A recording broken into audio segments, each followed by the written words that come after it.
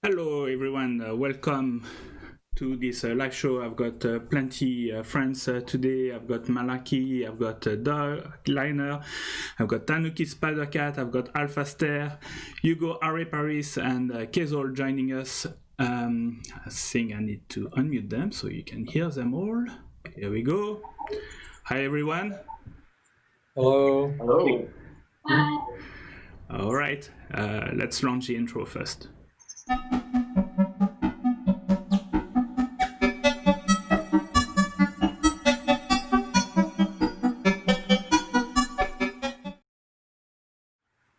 All right, here we go. So here's everybody. So top left on your screen, Malakis and Dogliner, Tanuki Spidercat, bottom Alpha Stair, Hugo Are Paris, Kezol, and myself. Hi everyone. What's going on, Frank? Hey, Frank. All right. Who do I have on the stream? So Piff Puff is here. I see Dylan Sang, Alphaster also is on the chat. I've got Cats in TV. Amanda, you could join us, Amanda, join us. Yeah, come in. Let me give the link again to people, so also, if they want to join and have a conversation with all of us, they can join us. Here we go. I've got Wayne Ridenhour from Memphis, Tennessee. Hi, Wayne. Thanks for joining. Malaki is on the chat also, so he will monitor. I've got Mayana Novakovic and Yomi Katamura. And Sensor Music just joined. All right. Thanks all for joining us on this Saturday morning. And we've got Amanda. She's just joined. Awesome. All right, so I've got... now there's more people on the screen than in the chat. Okay, we need to fix that. We just did it. All right, let me start a little bit with some news. So changing the screen to make the news bigger. So my website, Peachy Mango. Please become a Bandcamp supporter. It's $20 a year. And I thanks everybody for being my supporter. Without you, I wouldn't be able to do this show and make music. So that's awesome. Alphaster told me that he's going to be on NorCal Noise Fest, which is October 2nd and 4th. So that's going to... Tanuki's doing that too, I think. So, Yep. Oh, awesome. Yep. Yeah, I saw her on there. Where are you? I think there's a few of us from San Francisco performing in that one. Okay, so Tanuki Spidercat will be there too, so that's awesome. I'm just scrolling through the list of performers, hopefully not too fast. Oh, that's a long list, that's awesome. There's a lot, yeah, it's a festival. Okay. Oh, and Phoenix Suma also, that's a local that I think know. Frank Sturgeon's gonna be there this year. He's a blast. All right. People know Frank Sturgeon. Oh yes. I saw him at Grey Area Theater, I think. Yeah, he was there this past year. Yeah, he usually does the Noise Fest, I think. Oh, here's Tanuki Spidercat. Okay. Right, I think I went through the whole list. Okay, let me get people dizzy and scrolling all the way back up. Here we go. On other news, so I always post it in beimproviser.com. We've got a resident coming on the August 11 at 8 p.m. You go to this link and you can submit a piece of music, electronic music. It doesn't matter as long as it's one of your music and performance, up to 20 minutes, and we'll have a watch party on August 11. Also, I found out that from Bear Improviser, I'm one of the artists, so if you follow me as an artist, then you will be alerted every time I post a new event. So like this, you know when I'm posting the resident as soon as it's coming up. I post it also on Facebook, but that's also a way to receive an email when it's up, so like this you can subscribe to it. What I wanted to talk, yesterday was a Bandcamp day. They do that every month now. Couple of albums that I've seen that are new. Sign Mountain just released an album for Molhout. I think he released it yesterday. So please check it. I had a preview. It's quite a nice one. That's a good one. Yeah, indeed. And Johnny Woods also released recently a new album, The Wild Volume 1. I think that's part of some of his live performance. And of course, I'm mentioning Hugo Harry Paris' Threaded Habitat album. So that's a part. What do I have on? And also, while I'm at it, Error Grid, Malaki is part of Error Grid. There's plenty new album release, I don't know, every month. So it's a nice label to follow. What I wanted to say also, Resonant Frequency this month will not happen. I think they are regrouping for the following months. And next week I will have M.0 on live from the studio. And I'm also looking for a guest for the show. We've got a few people in the pipeline, but organizing, timing, and everything. I think anybody else wants to do any other shout out? Did I miss something? What about Peak, Corey? I can't hear you, Corey. No. You're muted, Kezol.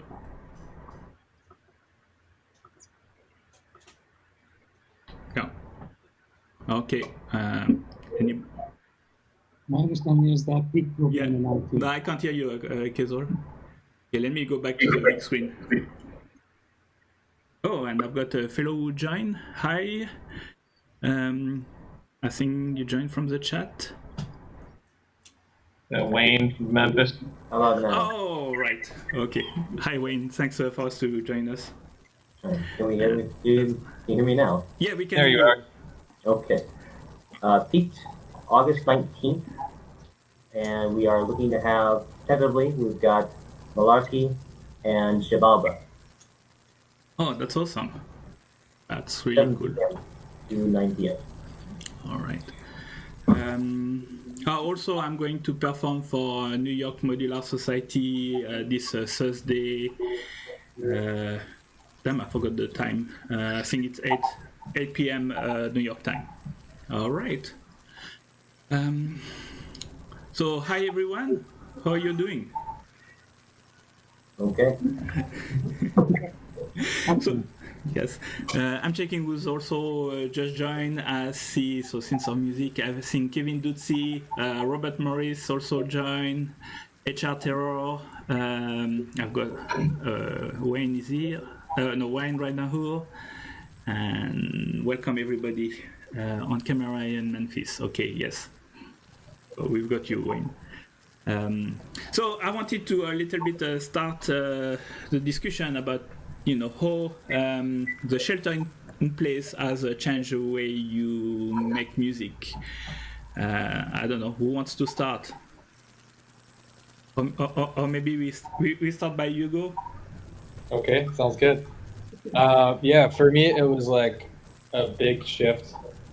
I was focusing on music full time prior to the shutdown, shelter in place.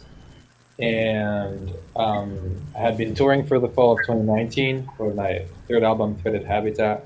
It was great, and I was working hard towards applying for bookings for spring and summer 2020, being very excited to play in front of larger audiences. I got access to some festivals and things like that, so it was very exciting. And then the pandemic happened and everything got canceled. And I'm sure I'm not the only one, and that was tough. And I'm sure lots of you felt that. But I feel fortunate because I had just started a company to do audio production services. That's called Tiny Crush Mixing.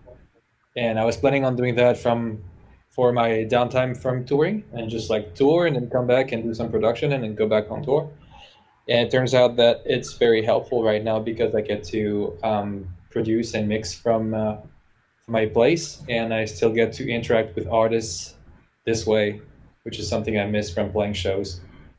Getting to be intimate with someone's work and seeing how they prepare for a performance and talking with them afterwards about their craft.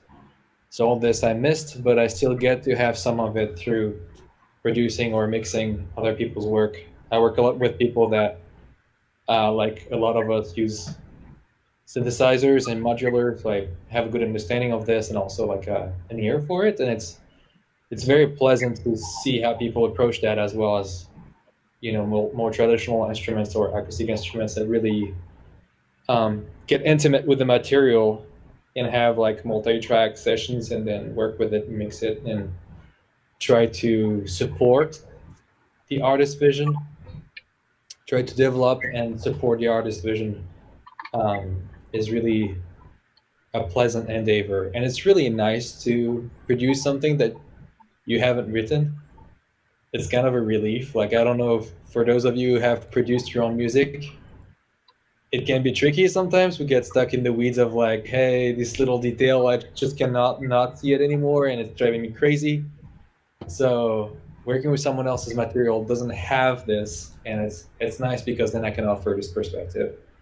and also I think I enjoy sharing guidance around things that I've already had the opportunity to work through in my path, and share guidance with that, around the writing process or the creative process in general. And so the two coming together with mixing and producing is a blessing at this time, especially given how many people are hurting for money or don't have the opportunity to connect with others on a creative or emotional plane. I am grateful for it. I saw Chris Mann say that your mixing is an album, and he's recommending you. Absolutely. Thank you, Chris. And I put a Chris picture. is an amazing artist from the UK. Oh, that's cool. And his album is great. Like, it's gonna be awesome like that. Okay, looking forward to listen to it. Send me. If you like rival consoles, you're gonna Max Cooper. You're gonna really like. Okay. Chris Mann's music. So Chris or Hugo, send me the link and I'll talk about it in the live show once it's public or about to be. Please feel free. And I put a picture of your studio and I guess do it yourself sound trap and studio. Maybe I'll ask this question. I don't know. Amanda would like to. Yeah, go ahead, Amanda. Kind of, yeah. Actually, somewhat I found myself a little bit having a contrarian view to some of the music during shutdown that I've been hearing, like over the last few months, which is part of it is by 2019, I was burning out on live performance. I enjoy the music. I enjoy the fellowship. I hate schlepping my equipment, parking places, loading in sound check, and, the abject terror of waiting for things to break down in the middle of a set. And so it's always been a mixed blessing. I'm fortunate that the last show I played before the shutdown was a really good one and one that was a fond memory. But I was already going in the direction where I really wanted to do more studio work. Kind of thinking about some of my favorite bands from the 70s who gave up live touring and then just pretty much did a lot of their great work in the studio at that point. And so that's where I am right now. Mostly been focusing on trying to do film scoring stuff, Cats and TV, and just other demos and stuff like that. But also doing composition. I do sound engineering here. One thing I've missed is that what I really wanted to be producing was my sort of jazz and fusion bands, and that is difficult to impossible to do remotely. I've been fortunate to be able to work with some people who can lay down tracks that way. My collaboration with Calvin Weston that I've been doing now, so hopefully that'll be coming out in the fall. But I think this is a time to, and even when I did the resident electronic, I was able to produce that multi-camera, make something I was really proud of, but try to make it a live thing by making it something that was only shared at that moment, or at least first at that moment. So, trying to find the middle ground between the comfort of the studio work and where I want to be while still trying to find some connection and some fellowship with other musicians. Just wanted to say, Corey, I muted you. There was a little bit of noise, so before you talk, remember to unmute and mute back yourself. Also, if any of you want to intervene, there is a little raise your hand, so I'll see, I can give you the voice. So anybody else? Maybe I'll go a little bit to Malaki, because I know that you're working, I don't know, you're a little bit like me, still working from home and trying to make music at the same time. And juggling kids too. I would say the biggest change for me was I was in a headspace earlier this year where I was trying to balance between performing around the Bay Area and working on some recording material. When this first happened, I probably swung towards streaming a lot more, just to burn off personal stress in the situation, and doing more performance things online for a bit. And that kind of balanced itself back out now. There's still that down, but I finished up some recorded work. There'll be some new material coming out soon on Aerogrid. We'll talk more about it soon. But kind of back to a balance of where I was at the beginning of the year of at the end of the day, I spend an hour or two on music, and it's some balance between working on something for an upcoming live performance, like Peak would be the next one, and also some other recorded work. Okay. So for me, it was kind of like a intermittent, not knowing what to do and just kind of reacting. Another big change I've seen, and Alex there as well aware of this, is the change in music communities, because everyone's idea of a local community around the world has been blown up. And we've seen this movement of musicians gathering online, whether it's on Discord or on Slack servers or events like this, and making connections that are well outside their neighborhood and people that they usually see. And I think that's opened up great performance opportunities, new things that have come from that, and that air gets to in this context too. So it's interesting to see the shift that's had just in terms of how the structure of musician communities just become very non-local, but local in a virtual environment, which is kind of recalibrated. I don't know that it's good for everyone, because not everyone has access to the technology for this. So that is a problem that's on my mind that I have to think about how to look at in terms of how do we get more visibility for those who don't have the ability to stream as much as some of us do. All right. Patrick, move a little bit closer or speak a little bit louder as well. I really like your point, Patrick, about the issue with access to technology and the ability to perform digitally. It requires equipment and technical knowledge that not everybody has. And yeah, it's definitely something to think about. There's a number of musicians in the Bay Area who I would see on a regular basis performing, who I unfortunately have not seen in months now. It'd be good to find them a venue to do this for their event. Yeah. I don't have an answer though. Yeah. I think Wayne wanted to leave. Wayne, if you want to ask a question to people, please feel free, raise your hand and ask Russ a question. I think Alphaser, yeah? You wanted to... My situation was slightly different right before all this stuff, because I was doing like more band-oriented music, and I had some shows lined up that were going to happen like right around, April or whatever. So that stuff got canceled. So I was out, and the band that I was in at the time was also kind of in the process of imploding. So the end was kind of near, and I was already sort of looking towards getting more further to the electronic stuff that I've been working on. So the timing was kind of perfect, and I'm already a recluse by nature, so like this whole situation has been not too difficult to deal with personally. And I think I had mentioned it before in the one talk that we had a couple of weeks ago about how people can really kind of spread out with the gear that they have in this situation, and what Amanda was saying earlier about schlepping gear is really that struggle is real. Yeah. I'm 46 and I've been doing that for a long time, being a bass player and just having heavy gear and this and that, and then doing a couple of modular gigs recently. The 2 gigs I did actually right before lockdown were Peak and Visions of a New World. And for Peak, I actually had a friend. I don't drive or anything, so I also have that. I do public transportation most places, so I had a ride for the Peak event, so I brought my entire rig pretty much just to see what that'd be like, and it was pretty stressful.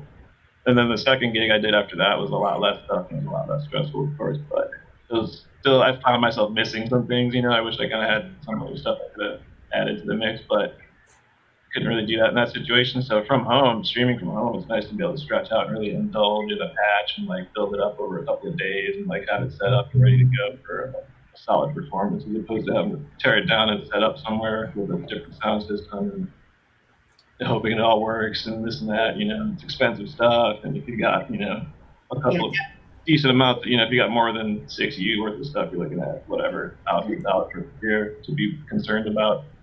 So I think this whole situation has been a blessing in that regard, and it has also brought a lot of people, I think, closer together than the public scenario. I do miss playing live and seeing people in person and that, but I feel like I've been getting to know people a lot more that I've known peripherally in the scene, more so on this level. So I'm kind of indulging in it and welcoming the new situation for now. Yeah, that's cool. Yes, Amanda. Yeah, just +1 on being able to spread out. I mean, I wouldn't be able to use like the sort of like 12 U's worth of modular along with other things at a live show. And your keyboards, that's like. Well, the keyboard is the big thing to bring in because that's what I mean. In addition. Yeah, I don't like it. Like even when I do modular shows, I don't like not having the keyboard just because I am a jazz pianist. That's one of the things I bring there that not everybody does. So I feel a little. I feel like I don't have my axe if I don't have a big full-size keyboard to play. And that by itself, that adds 30 pounds, requires a car. I think also, Doug, you have a slightly different experience.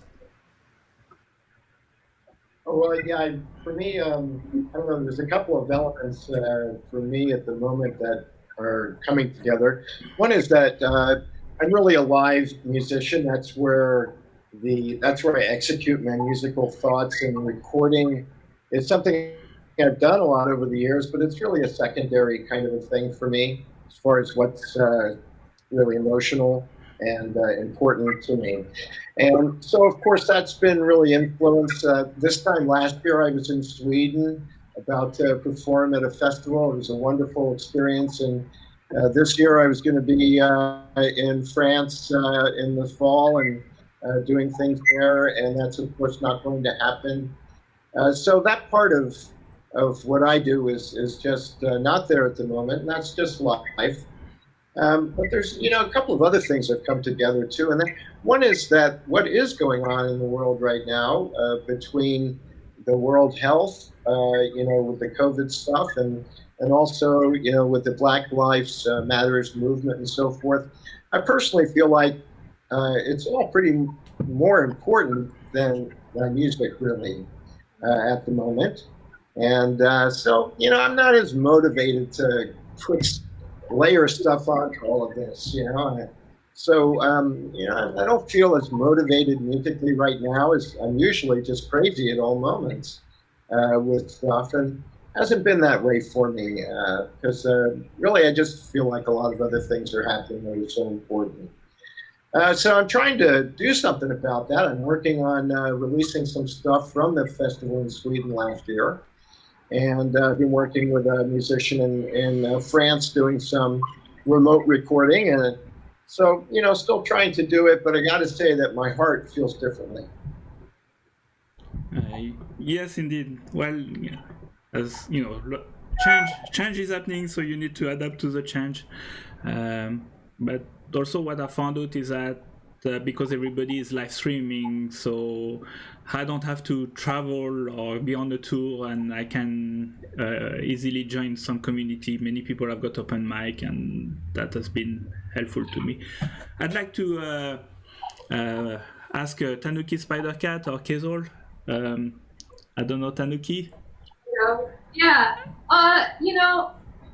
It's a mixed blessing. I can't say I love hauling heavy stuff around, but there was something, there is something about doing it. I think that is part of the experience of playing out. I miss going out and meeting people. It's been good to kind of be forced into that retreat though, instead of we live in this world where everyone's always so pressured to be so busy and go everywhere at all the time. So just to be able to be home and kind of in retreat and in my own bubble. I've totally redone my music studio. I learned how to live stream, which I probably never would have taken the time to do. And I try to keep in touch with people online and jam remotely. And I mean, like Doug says, there's just so much going on in the world and so many important things. It actually kind of feels like a very hopeful time as well as a very unhopeful time at the same time. So, I'm just in my little corner of the universe existing, knowing that it'll be over. Definitely, live performances are really energizing and bring out something new in people, I think. So, It'll come back. Yes, indeed. Kezol, you want to give your experience? Yeah.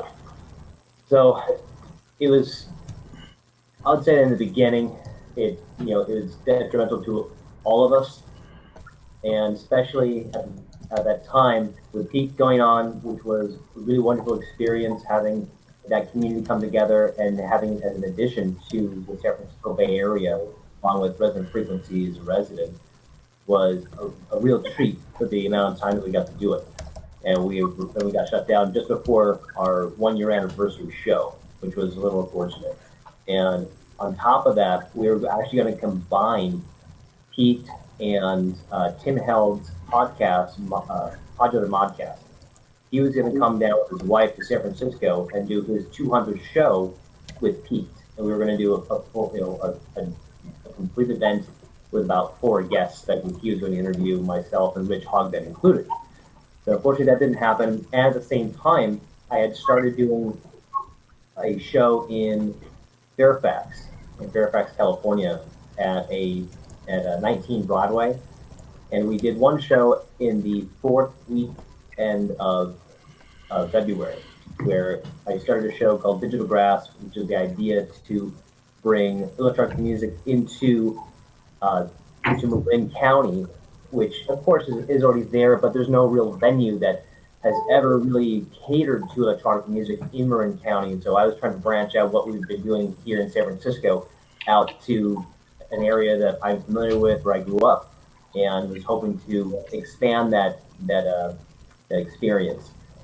We had a fun time. Malaki was there, and that was a really great show that I think we performed, and we're also the audience at the same time. It was small, didn't get to grow. That was a little unfortunate. But at the same time, as I've also been able to look back on the amount of time I've spent more at home, it's been kind of good for the experience of not having the obligation to go out and put on the shows constantly, where I was going out multiple times a week, maybe 3 nights a week every month throughout the month, and putting on shows or just showing up and participating, whether I was an audience member, an event photographer, or actually a musician playing. So it's been kind of a good thing for me, just because I've actually had a bit more time to rest and be at home with my girlfriend, which she's very happy about, which that was always an issue, but it's been a little bit better that way. And it also gave me the opportunity, as you have all mentioned, not having to lug my gear all the time. And being in San Francisco, I haven't had a car for about 4 years now, and that was always an issue, because I designed my eurorack to be able to bring it on the bus and back. And now I don't have to worry about it. I can use more than just an 84 skip. I'm able to expand into another skip that I have as well, and have more complicated patches. It's been really fun.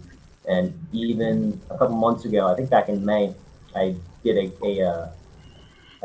for residents, I teamed up with Sets, and he and I did a performance together where I used Eurorack and one of my larger synthesizers, an MS-2000, to perform music, and sent it off to him, and he created a beautiful kind of modular video design to it, where we screened it on Resident, and that was a very fun collaboration that probably wouldn't have happened if COVID-19 didn't happen. So it's actually given us a little bit more collaboration experience through, even though it's virtual, it's been pretty neat. And yet there's another issue that has actually kind of set back one of my projects. A couple of years ago, my friend Lenny Hamaker, some of you know him as Atom Leon, he and I started a little duo together called, I don't even remember the name right now, it's been so long. We haven't performed together in a year. We haven't worked on it in over a year. We had a little group together, which I still can't remember the name of it at the moment, but we performed a couple times. We performed at Resident Frequencies for the first time 2 years ago, and then we performed Resident, and then we started working on the album, and we haven't had a chance to really get back to it. And we don't live near each other either. He's up in Santa Rosa, I'm in San Francisco. So it's been one of those projects that has been kind of set on the back burner, and we haven't had a chance to get back to it. Yes, indeed. And I may want to ask people who has used this time to create, I don't know, more music, or to, prepare an album, work on some projects. So I think Amanda did it, and maybe you go. So I don't know who wants to go first.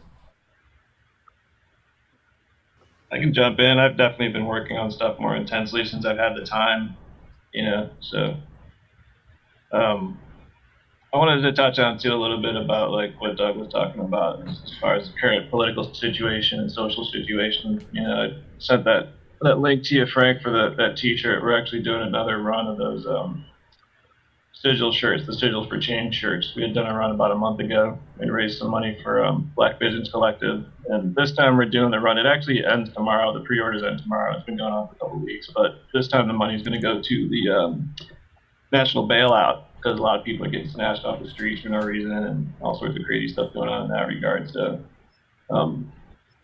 living in San Francisco is one of those things where a lot of us are just perpetually dealing with that struggle. So I think like me focusing on music is probably one of the best things I can personally do, because that's my focus as far as creative expression and personal expression. So, but while that's going on, there's always, the struggle is always also going on the other side. So that's something that doesn't end particularly. But yeah, I've been focusing on just kind of trying to finish pieces more so. I'm one of those people that just kind of fires up the DAW and just starts to record stuff, and then if it comes out interesting, I'll go back to it and mess with it a little bit, or maybe add to it, or if I'm inspired by it, I'll chop it up and turn it into something. Otherwise, I kind of just like let it go, and the next day I'll open up a new session and record more stuff. But so I've got sessions and sessions and sessions of unfinished, noodles essentially. So these days it's nice to be able to kind of follow through more with stuff and actually kind of finish things and get them somewhat in a maybe a releasable state. So I've got like maybe 8 working albums going right now, I think, of which 2 or 3 are probably decent, so trying to keep more organized in that regard. So it has been good to have that kind of time. I also don't work from home particularly, besides the print shop thing. I've just been, the store that I normally work at has been closed. So, I don't have like that also going on. I don't have any kids or anything either. So just me and my wife here, and we get along really well. So that's also a blessing. She's teaching from home. So we're both here all the time, and it's definitely a test of a relationship. And I think it's been good for us, actually. It's been really cool. That's good. Indulge in that, Yeah, I put the website for the t-shirt, and I posted the link in the chat. So yeah, that's up tomorrow. So this is like the last minute push for that. Yeah, that's also interesting you say, because I spoke to people, with the current event. Some get them inspired to make music, and some say I can't make music in this event. So it's interesting, how it affects your mood and your creative process. Sometimes that's really, push you to create music with that mood, and sometimes you say, no, I'm feeling too down to make music. Before I get to Hugo, and I wanted to go to Hugo, just do a quick. So hold your thought. I saw Schulmuster coming in. I see Franck Semi. Who else? Sincere Music also, he was saying that he was touring, and I don't know, Berlin, Prague, Istanbul, Gibraltar. That's a nice tour, and all that stop him. If you want to ask a question to anybody, then ask question, or if it's to somebody, then just let me know which one, and I will relay your question. So please ask question on the chat, and I will relay them. You go. Hey, I really like to hear what everyone had to say. So thank you all for sharing. It was super interesting to hear all of your perspectives around this shift in your challenges, but also the silver linings you have found. I find that inspiring for myself, so thank you. There is definitely that thought I've experienced that of like, there's so much going on right now. It seems frivolous and to focus on music at this time, or it may seem frivolous. But there's a book I like to refer to that's called Your Art Will Save Your Life. The writer is Beth Pickens, and it was written after the 2016 election, which came as a hit for a lot of us. And it makes the point that we, as artists, need to keep going for our self-health, mental health, because it's part of our expression process. And also because there are people who care about our craft and rely on it to pursue their journey, and it's important to them to have access to it, so we need to keep going. And also because by making craft, we share that, but we also get to express ourselves and bring our thoughts to a medium that can be different than actual words. Like for a lot of us, it's instrumental music. That's a medium that can convey emotions and thoughts without evoking specific words and without triggering specific thoughts that come with words, which can be very powerful. And so I'm trying to use this time to reflect on the role of music in my life and the role of music that I can use to better others' experiences. And I've blocked some time next month, or this coming month, August, to start writing new material and hopefully share the process as I'm doing it, to inspire others and to all use this time to both reconnect with ourselves, but also have more time to read the news and connect with what's happening in the world and be more involved politically if you feel inclined to do so, and just gather. So I'm hoping that this time will be very fruitful, and I'm hopeful that while the world has felt like a mess, a lot of conversations that are very important have came to the forefront, and a lot of things surface, and I think it can be positive, and it's an opportunity for change, for positive change. Yes, indeed. So I find this inspiring. And I show your site, but also you have a channel where also I think it's a weekly with, you've got your tips and mood of the day and inspiration notes. So I think if people wants to also check, and I'm looking forward to have your once you have collected all your thoughts in writing to read it, or let us know. Anybody is doing some project? I don't know, Tanuki, Doug? Tanuki. Yeah, similar to Alpha's there, I guess. I'm focusing more on finishing stuff and kind of finally putting together a full album instead of pieces of things. And then also for the NorCal Noise Fest, it's going to be totally different this year, obviously, and most people are doing pre-recorded videos.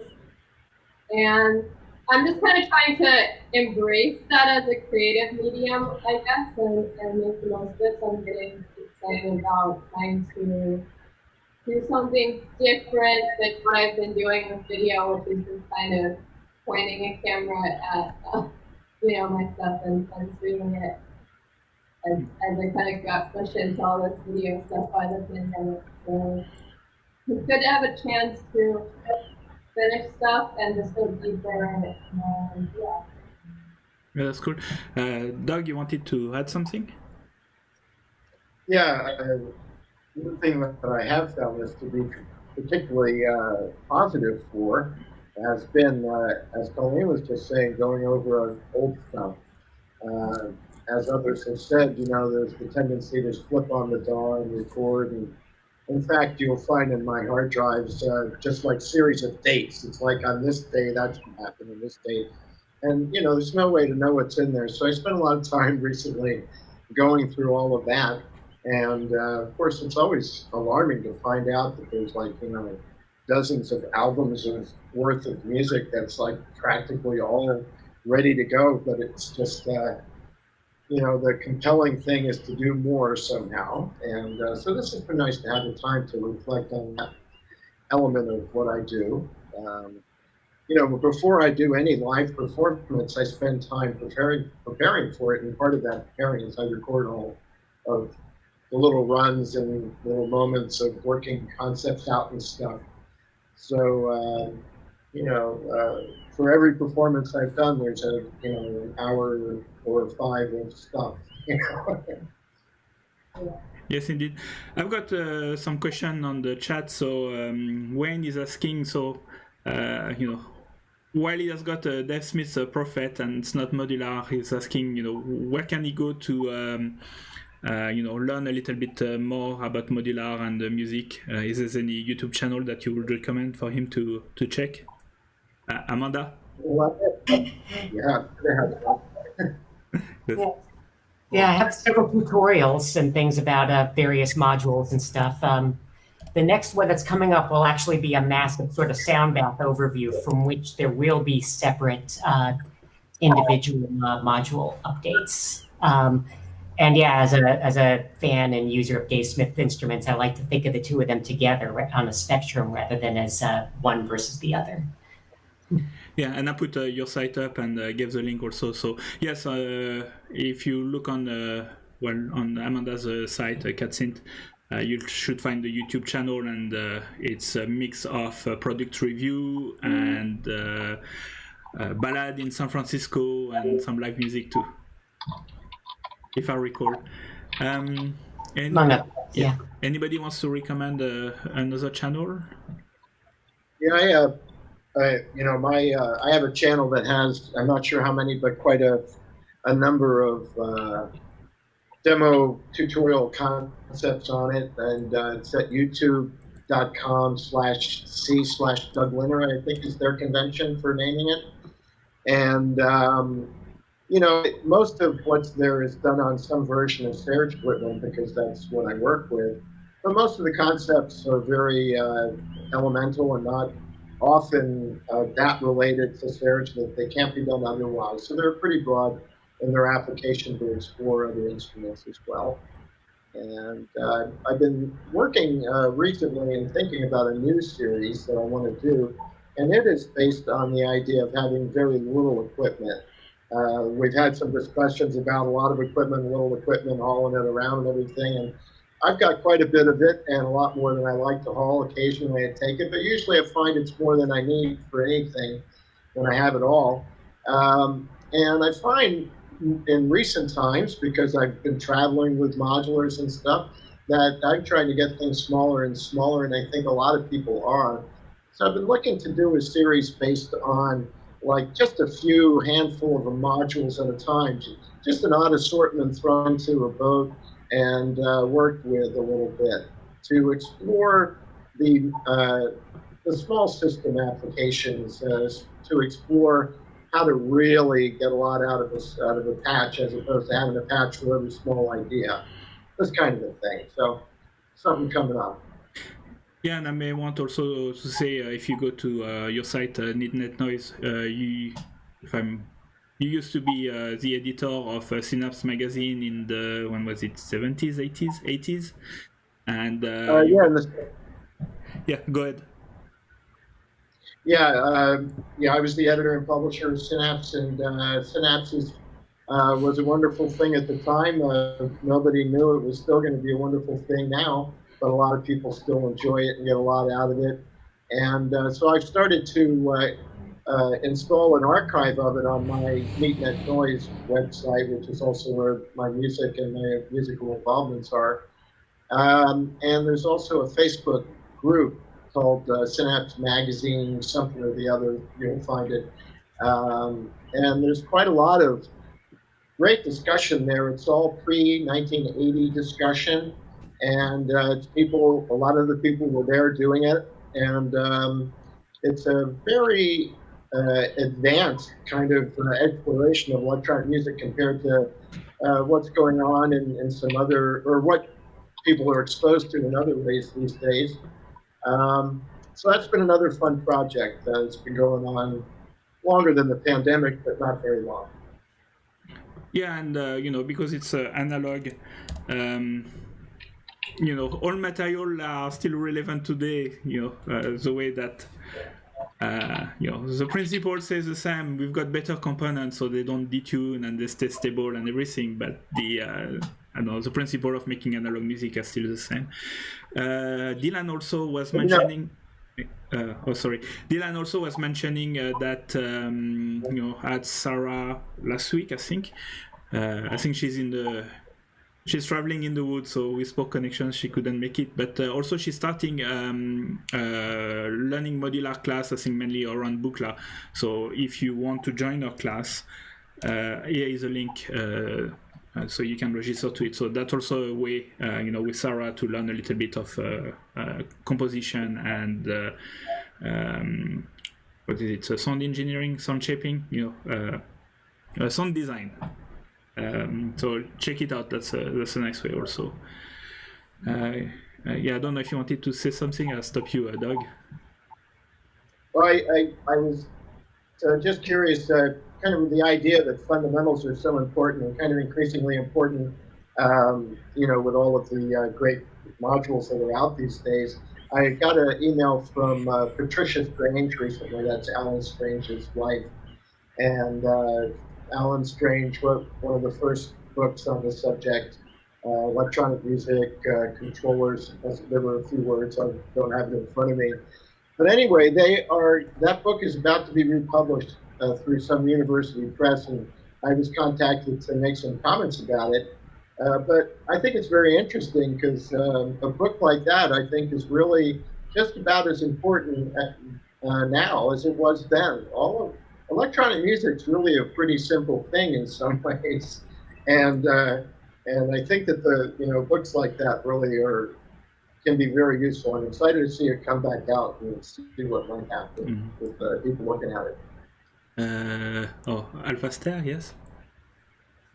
I was gonna say we have I'm in that Colin Bender's Discord server, and we have a channel that's all resources. And that Alan Strange, there's like a link to a PDF on that, and it's just a PDF of it, and that's in our resources, and that's a quite frequented link.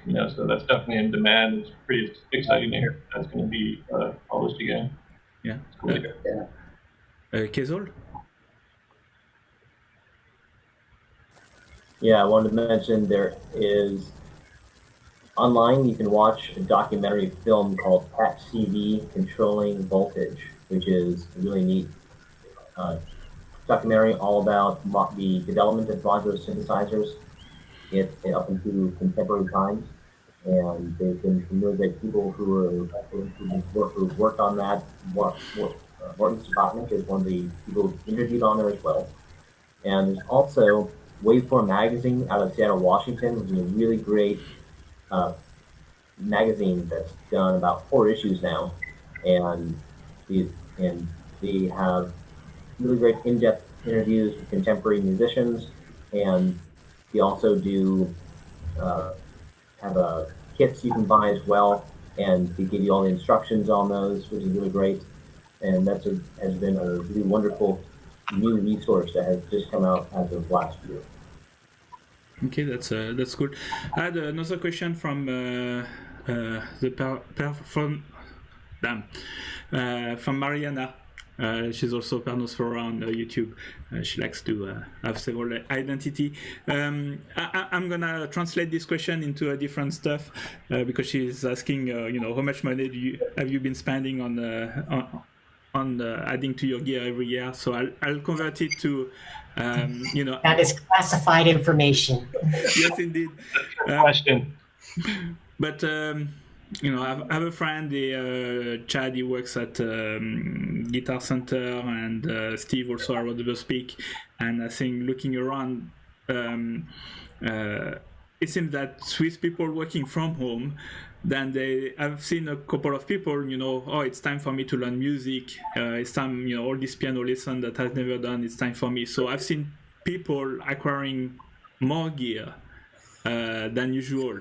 So I would ask you, have you been adding to your studio during this time? And, what have you been adding?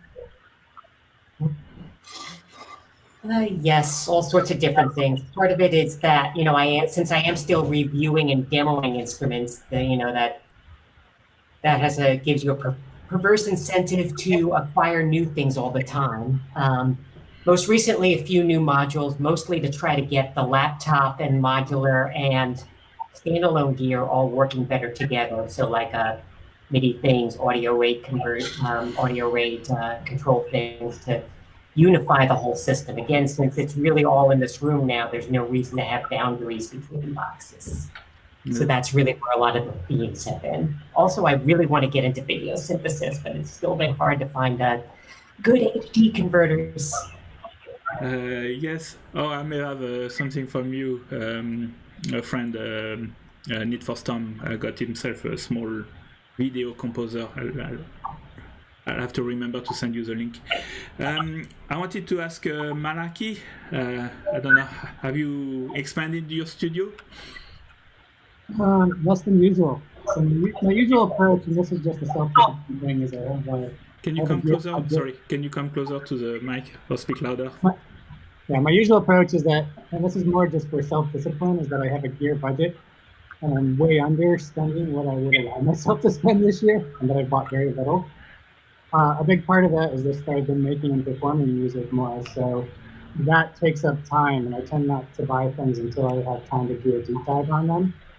I did buy a baritone guitar at the beginning of the year. I find practicing instruments that are not electronic and playing those gets me into a creative headspace where I'm trying different things that I normally don't do. So that's been the biggest thing I've picked up. There are some ideas of things to pick up this fall, but we'll see if I have time to do a deep dive or not. Otherwise, they'll sit in my shopping cart for a long time. Yes, indeed.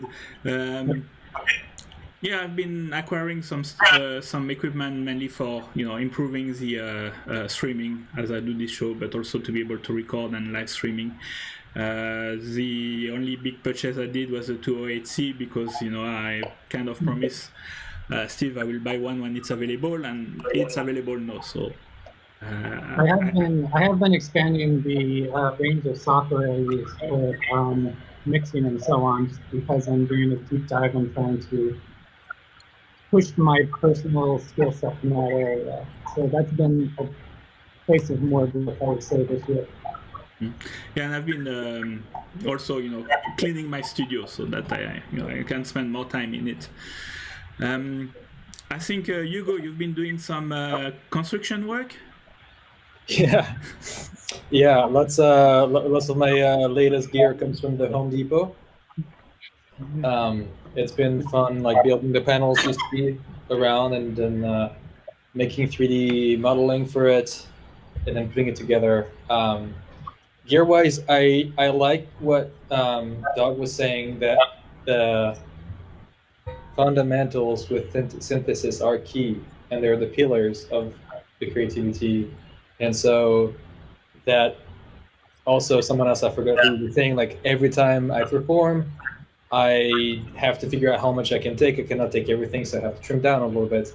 And so this process in prepping for a tour was key for me in like purging and like refocusing what is really key in my expression, and then trimming the rest. And this hasn't happened, but moving into a new space has happened, and I've been very minimalistic with gear allowing this space,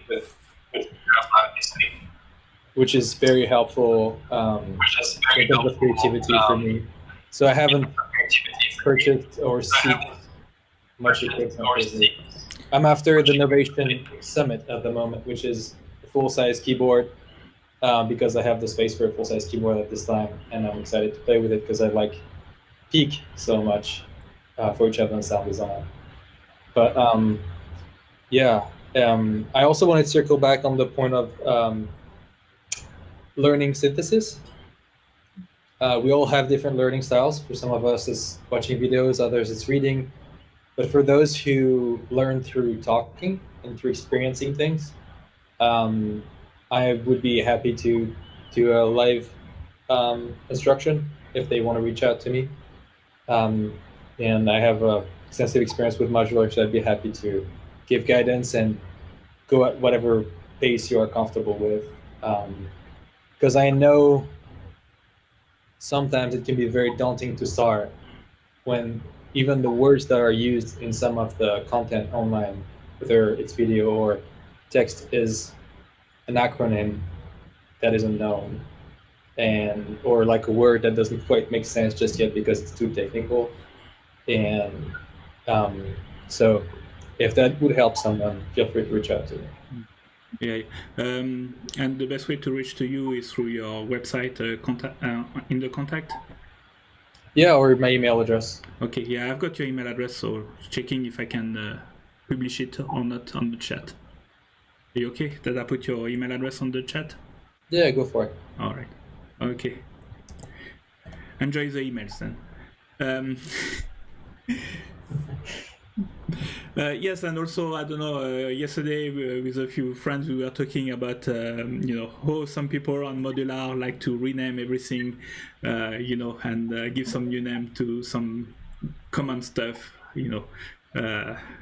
it's not anymore, the frequency cutoff and stuff like that, it's, I don't know, some module I've got, the faceplate needs to be also artistic, so they have names and they've got symbols, so it's sometimes then, you don't relate it necessarily to the way the music is made or what exactly the function is doing on audio. Yeah, I wanted to say, if you have got also, just remind people, if you have got questions, please ask them on the chat. I see some of you are also on the chat, so that's cool. If you like this channel, please subscribe, follow everything. Please go to everybody's site. I think I pasted everybody more or less. Please follow this artist. That's that's really awesome that we have you today.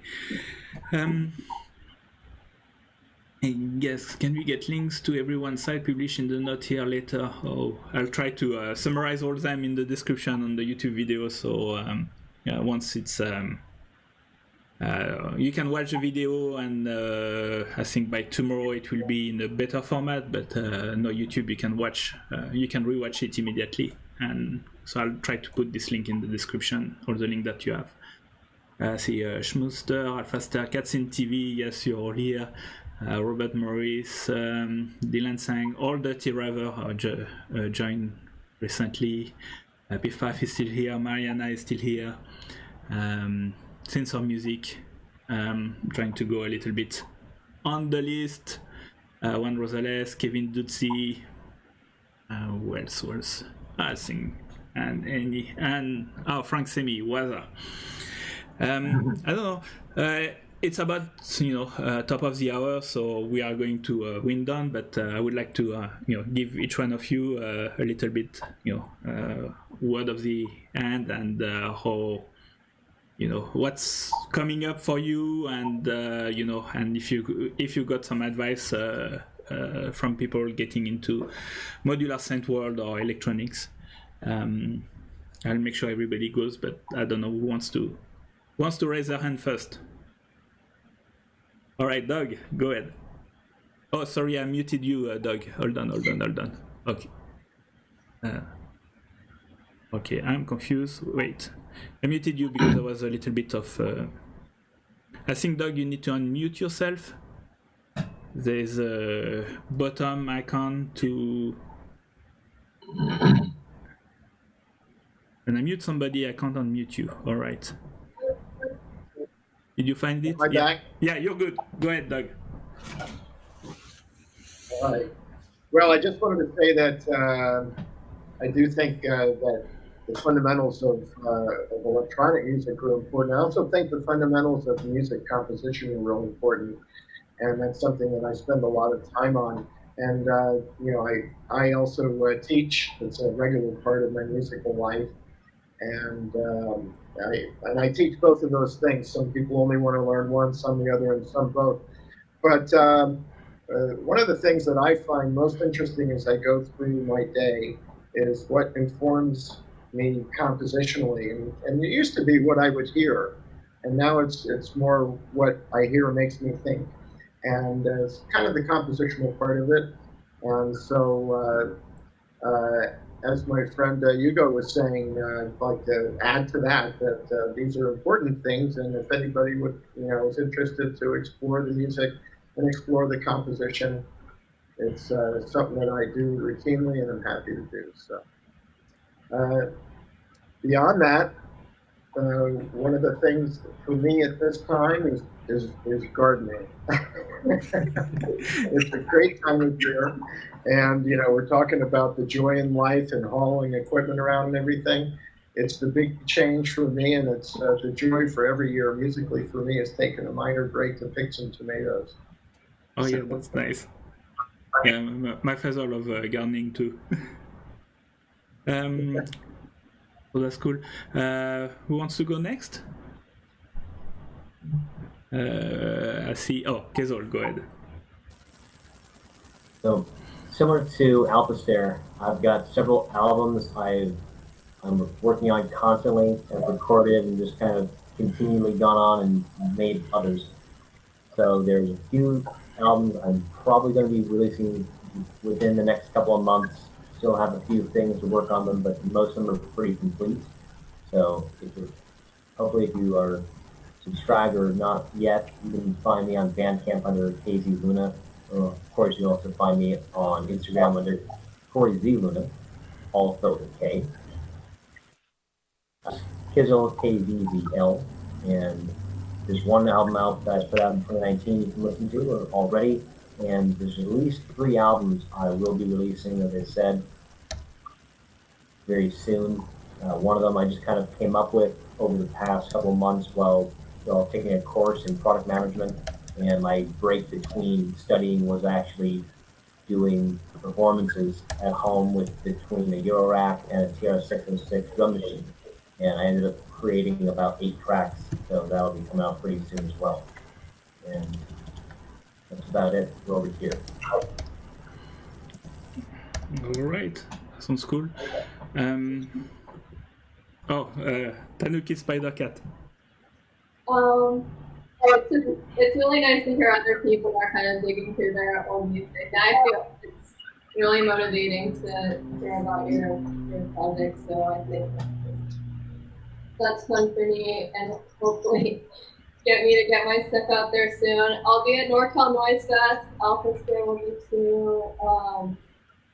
One thing I would say about getting started is you don't need like a whole ton of gear. And kind of one of the good things about live shows is forcing me to go down. So I haven't gotten a lot more gear. I've been going deep on what I have. And that's one of the fun things about modular. I was so little, there's so many possibilities right there. So I like to kind of see, then get a mental model of what's going on. And then I test that model and be like, okay, if I turn this, this is going to happen. And then, does it happen? Or was I wrong? And if I was wrong, like why and how is this actually working? And it's really fun and to play. So I'll be putting up more stuff on my Bandcamp in the next month, and just work on SoundCloud for Bandcamp. And I have some other shows remotely being planned. But thanks, it's been great to talk about you guys. Very, very motivational in these lonely times.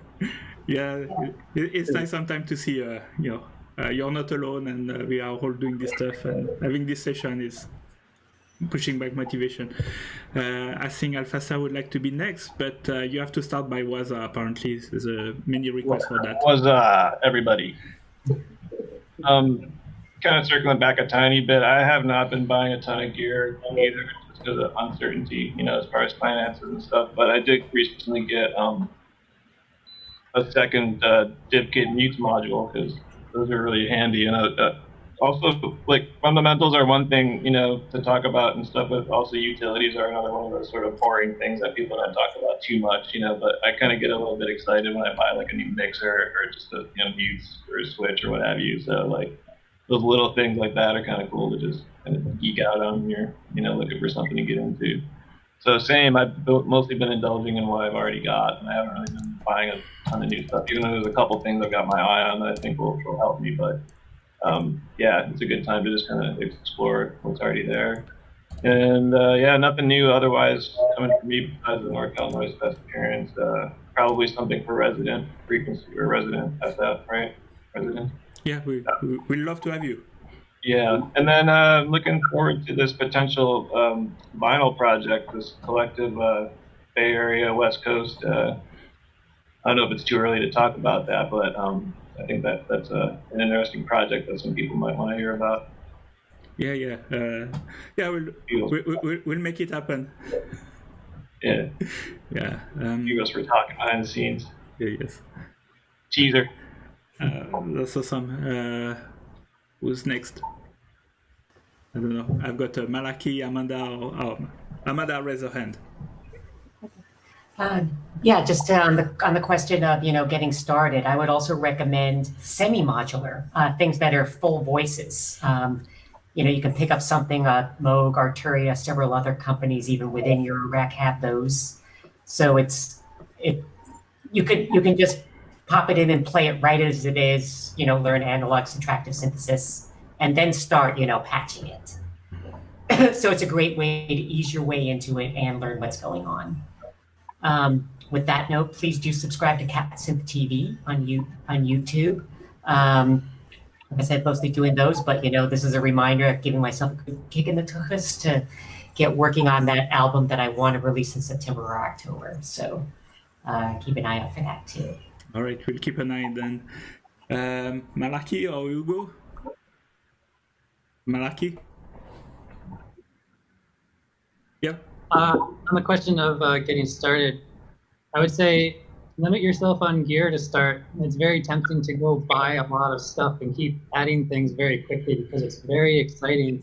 I find a lot of reward of when I get a new piece of gear. This was back when I'm learning, and even still now, to just explore it in depth and either to record or perform with that one piece of gear as the centerpiece of the whole thing. I bought a precision adder earlier this year, which is a fairly benign utilitarian module, but that was a fun challenge to say, how can I build a track around this? Because you'll get a deeper dive, but also kind of have some time and patience to dig into it in depth. And if you have a background from somewhere else in music or even in the visual arts, bring that to what you're doing, because that's part of what's going to give you a unique voice. Try to find how you want to communicate as opposed to looking at how everyone else is doing it, and keep that in mind as you're learning. In terms of things that are coming up, I have some new recorded work coming out on Aerogrid. That's after some releases by Jonah Wells and Sleep Clinic that are coming up. I'll be on Peaked in a couple of weeks, and then working on some more recorded work after that. Sounds awesome. So you go. Cool. I agree with 100% with diving in on gear, because you said something earlier, Malarkey, that really resonated with me, is that you've been choosing to get less equipment because every time you get equipment, you need to spend time on it, and you prefer creating instead. We only have so much time. We have more time. Some of us are fortunate enough to have more time now, but we still have only so much time and so much creative energy and so much energy throughout the day. And if all of this goes towards learning gear or sourcier gear or deciding where the gear is going to be put, all our decision fatigue is going towards those decisions and not going towards creative decisions like on which part needs to be removed on the piece, or what is this piece about, or what emotion is this expressing. And then we end up not necessarily finishing the work we would like to finish, or having it in a place where we're comfortable sharing it, which is really the ultimate point of all this, is to share our work. So less is more, deep dive, definitely. And in terms of upcoming projects, I have a release that's coming out later this year. It will be the anniversary edition of Threaded Habitat, which I think, Frank, you have behind you right now. I saw it earlier on your chair or something. You have the vinyl behind you. Yes, indeed. Like that vinyl. So there'll be a anniversary release of the album with remixes by very talented artists like Earth and Sea from the Bay Area, Nathan Moody, who you guys all know. So that will be the 1 year anniversary, and then working on new material and trying to really share inspiration and be inspired by others process through the Wednesday Inspiration for Artists series and my Patreon page. And so please feel free to join me there. And please, you have my email now, apparently in the chat. So please feel free to reach out if you need help finishing up your tracks, mixing them, or making creative decisions around them. I can help you. Yeah, and I think from all the link, I forgot to paste, Doug, I think I pasted everybody's link to at least one of your sites. That's really awesome to have had you all as part of the individual as guests on the live show and your performance. I've got a YouTube playlist, so if you want to watch the past live from the studio and go to the performance, everybody performed like for 20 minutes. So please check it. It's been really awesome to have you as a guest, and be really awesome for you to come today all together and exchange thought and experience with each other, and also people watching on the streams. That's really cool. So thanks. I'd like to do a little shout out again. So Kevin Dudzi, Wayne Radio, that was a little bit on the video before. I got Robert Morris, I've got Dylan Sang, Sensor Music, Piff Paff, Schmooster, Arduck was here, Franck Semi. I'm trying. I've got Mariana, All Dirty Raver. Coming back in, I know that phuturo one was here. Am I missing anybody? I think I'm getting everybody more or less. Data Lake was there. Elarmak Elpek Altin.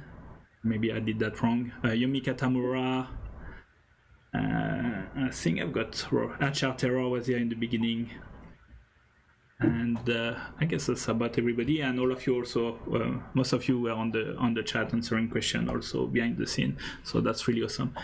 Thank you, everybody. Thank you, Frank. Thank you, Frank, and shout out to all the stream punks. Yes, thank you. Yeah. Thank you. Everybody. Great to be here with you guys. Nice to meet you. I don't know you. Yes, and if you want to get, I can be the matchmaker. So if you don't know each other, contact details and reach to me, and I'll put you in touch. That's awesome. Thank you, everybody, and we carry on. And I think I'll have several, live from the studio guests, and then we'll do another get together, and I guess with more people. And I hope you can join it. Thank you very much, everybody. Thank you, everybody, following. Don't forget to subscribe, like on everybody's site. Listen to the music. Go to Bandcamp. Get this music. Purchase the music. You can listen it on streaming service because it's convenient. But go to Bandcamp and purchase it. That's how you're helping artists to make more noise. All right. Thank you, everybody. Bye bye. Spread love.